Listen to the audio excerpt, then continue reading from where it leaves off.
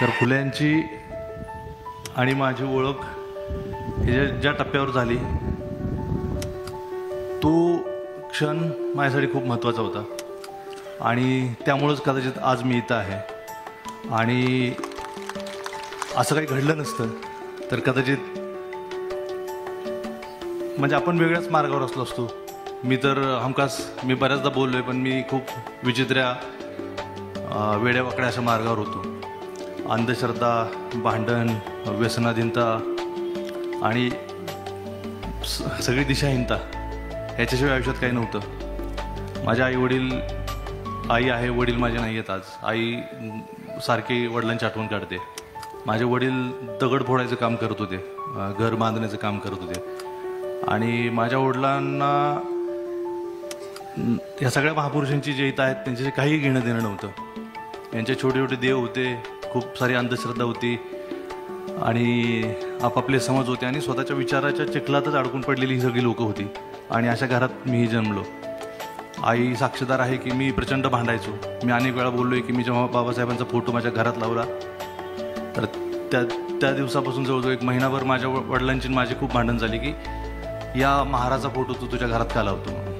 आणि मी कोण तर मी वडरी आहे आणि बाबासाहेब अमुक जातीचे, मी अमुक जातीचा. आता वडराच्या जातीत पण एखादा महापुरुष जन्माला पाहिजे आणि त्याचाच फोटो मी लावला पाहिजे अशी काहीतरी धारणा लोकांची असते. म्हणजे प्रत्येकानं आपापल्या जातीतला एक एक महापुरुष वाटून घेतला तर मग काय अर्थ नाही जगण्याला. आणि मी ते भांडून माझ्या वडिलांना मी नाना म्हणायचो, नानांना भांडून बाबासाहेबांचा फोटो लावला. फुल्यांचा फोटो माझ्याकडे नव्हता आणि मला आठवते की त्यानंतर मी फुल्यांचं पेन्सिलनं चित्र काढलं. माझी चित्रकला जरी बरी होती तर मी ते चित्र काढलं. आता सकाळीच मला घरात तो फोटो आणून ठेवलेला दिसला. आणि मी चित्र काढत होतो तर वडिलांना गंमत होती की काळ्या पेन्सिलनं हा कागदावर पांढरे चित्र काढतोय तर फुल्यांची पांढरी मिशा कशी काढणार, त्यांना असा प्रश्न होता. आणि ते अधूनमधून जेव्हा जेव्हा मी कामावरून कुठून येताना जाताना माझ्यासोबत बसायचे आणि बघायचे आणि मी त्यांना चित्र काढत काढत फुल्यांनी आपल्यासाठी काय केलं असं सांगायचो. आणि मी समग्र फुल्यांचं वाङ्मय जेव्हा वाचलं म्हणजे मी म्हणतो आंधळा असणं आणि डोळसं असण्यातला जो फरक असतो तो वाचनानंतर मला जाणवला. मी एकदम जन्मांध असल्यासारखाच मला वाटलं. आणि फुल्यांचं सगळं जे काय साहित्य आहे, गुलामगिरी आहे, शेतकऱ्यांचा असूड आहे. आत्ता साहेबांनी मग सांगितलं त्यांच्या मृत्यू पत्रातली एक खूपच सुंदर गोष्ट आहे. म्हणजे ही महापुरुष मी जसं म्हणलो ना, मी ज्या जातीत जन्मलो, ज्या बाबाच्या पोटी जन्मलो त्यांचे उपकार आपल्यावर नसतात. तर फुले, बाबासाहेब आंबेडकर आणि शिवाजी महाराज हे सुद्धा माझे कोणीतरी पूर्वज आहेत असं मानायला पाहिजे. आणि हे जातीच्या ह्याच्यात अत्यंत संकुचित आहे ही संपली पाहिजे.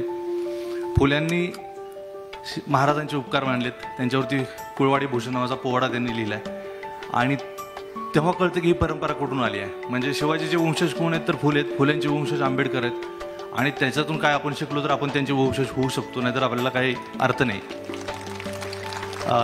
हरिवंशराय बच्चन साहेबांची एक कविता आहे. त्याच्या आधी मी फुल्यांच्या मृत्यूपत्रातला किस्सा तो सांगत होतो की त्यांनी लिहिलं आहे की माझी संपत्ती जी आहे तर माझ्या मुलाला यशवंताला द्यावी तुम्ही, पण पुढं जाऊन हा जर वाट चुकला, नालायक झाला तर याला माझ्या संपत्तीतला काही हिस्सा देऊ नये. आणि तो माझ्या संपत्तीतला हिस्सा एखाद्या माळ्याला, कुळवाड्याला अथवा धनगराला द्यावा असं फुल्यांनी लिहिलं आहे. आता हे शक्य आहे का?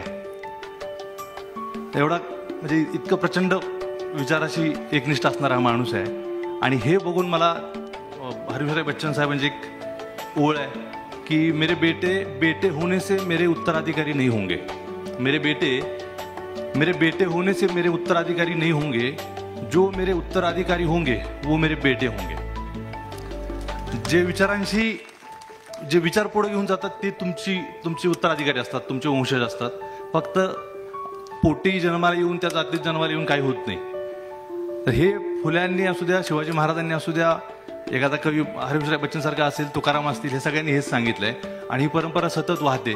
ही माणसं नसती तर आपण इतक्या सुखात, इतक्या आनंदात आज राहतोय. म्हणजे याच पुण्यात आत्ता जे घडतंय आणि 100 वर्षापूर्वी काय घडतंय ह्याचा जर विचार केला असता किंवा 200 वर्षापूर्वी इथं काय परिस्थिती असती तर इथं कुणी इथले किती जे खास करून जे बहुजन वर्गात जन्मलेत त्यांना अजिबात थारा नसता. आणि जे सवर्ण आहेत आणि तरी सम्यक आहेत ज्ञानेश्वरासारखे त्यांचाही काही उपयोग झाला नसता, त्यांनाही वाईट टाकलं गेलं असतं. तर हे 100 वर्षात जे काही आपलं जगणं बदललं आहे, ह्या लोकांनी ते आपल्यासाठी इतकं सुखकर जगणं केलं आहे. ही लोकं नसती तर आपण इथं या स्थितीत तर नक्कीच नसतो. हे जग सगळं जे चालतंय सतत हळूहळू बदलत राहतंय. तर काही माणसं हट्टानं खूप संघर्ष करून स्वतःचं आयुष्य सगळं पणाला लावून दुःखात संघर्षात रत होऊन आपल्यासाठी हे जगणं तयार करतात. तर ह्या महापुरुषांच्या ह्या सगळ्या लोकांच्या पुण्याईनं आपण इथं आहोत आणि त्याची कृतज्ञता माझ्या मनात सतत असते. मला म्हणजे मी दरवेळी विचार करतो, माझ्या आई आता गाडीत सुद्धा येताना म्हणत होती की तुझे वडील असायला पाहिजे होते, त्यांनी बघितलं असतं हे सगळं तर त्यांना भारी वाटलं असतं. पण तेच गंमत आहे की विचार जो मी पकडला त्या काळात माझे वडीलच मला विरोध करत होते की तू असं काय करतोयस. पण त्यांना हळूहळू कळत होतं, समजून सांगत होतं, संघर्ष करायला लागत होता. आणि आज ह्या समतेचा विचार घेऊन जो मी पुढे येत होतो, महात्मा फुले, डॉक्टर बाबासाहेब आंबेडकर, शिवाजी महाराज ह्या सगळ्यांची प्रेरणा घेऊन मी जगत होतो. आणि आज या पुरस्कारानं तुम्ही मला सन्मानित केलं तर मला फार आनंद वाटतोय, खूप भारी वाटतंय आणि खूप कृतज्ञताही वाटते. साहेब तुमच्या सगळ्यांचे खूप मनापासून आभार. आणि मी तुम्हाला एक खरंच विनंती करेन, आता रुपालीताई जाता जाता म्हणाल्या की काय तुम्हाला 16 सोमवार करायचे असेल तर करा, करू नका असं त्या म्हणाले नाहीत, पण करा म्हणल्या. पण ते म्हटले की तुम्ही संविधान वाचा. संविधान तर तुम्ही ते हक्कच आहे, संविधान वाचायची गरज नाही, संविधान तुम्ही सोबत ठेवायला पाहिजे. तुमचे हक्क काय आहेत आणि काय नाही ते तुम्हाला कळेल. पण मला वाटतं महात्मा फुलेंचं समग्र वाङ्मय एकदा तुम्ही डोळ्याखाली घालून घातलं पाहिजे.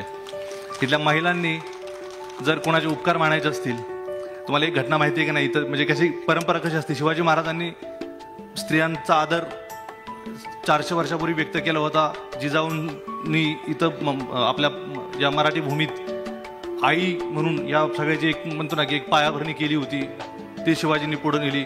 फुल्यांनी त्याचाच काय म्हणू त्या कार्याचा पुढं पडत घेऊन गेले ते. आणि बाबासाहेबांनी घटना लिहिली. तर अमेरिकेसारख्या देशात मला वाटतं 1972ला महिलांना मतदानाचा अधिकार मिळाला आहे. ते पण ते रस्त्यावर उतरून संघर्ष करायला लागला की आम्हाला मतदानाचा हक्क द्या. म्हणजे एवढा मोठा प्रगत देशसुद्धा महिलांना मतदानाचा हक्क देत नव्हता, कारण की तो त्यांचा हक्क मानतच नव्हता किंवा त्यांना अक्कल आहे असं समजत नव्हता. इथं न मागता कुठल्याही महिलेनं बाबासाहेबांनी घटनेत तो अधिकार दिला होता. आणि ही खूप महत्त्वाची गोष्ट आहे, तुम्हाला मला वाटतं की कळायला पाहिजे. आणि ह्या सावित्रीमाईचं आणि ज्योतिबांचं आपण सतत स्मरण ठेवलं पाहिजे आणि त्यांचे उपकार मानले पाहिजेत. आणि हे जर वाचन नाही केलं, मी स्वतःवरून सांगतो की तुम्हाला डोळे येऊ नयेत अशी व्यवस्थेची इच्छा असते, तुम्हाला फार अक्कल येऊ नये अशी व्यवस्थेची इच्छा असते. तुम्ही सतत ग्राहक होऊन राहावेत, तुम्ही सतत भक्त होऊन राहावेत, तुम्ही सतत अनुयायी होऊन राहावेत अशीच व्यवस्थेची इच्छा असते. पण जर आपल्याला आपलं पाऊल पुढं टाकायचं आहे तर मला वाटतं वाचलं पाहिजे. आणि महात्मा फुल्यांचं कार्य, त्यांचं सगळं साहित्य वाचलं पाहिजे. सगळाच पट जे काही तुमच्या आवाक्यात येईल तेवढं सगळं वाचलं पाहिजे. तर आपलं जगणं आणि आपल्या हक्कांची आपल्याला जाणीव होईल आणि आपण कदाचित अजून नीटपणाने जगू शकू. तुम्ही इतक्या सगळ्या मोठ्या संख्येनं इथं आलात, माझं कौतुक साहेब सगळ्यांनी तुम्ही केलं, त्याबद्दल खूप आभार आणि तुम्हाला खूप साऱ्या सदिच्छा आणि मनपूर्वक धन्यवाद. थँक्यू.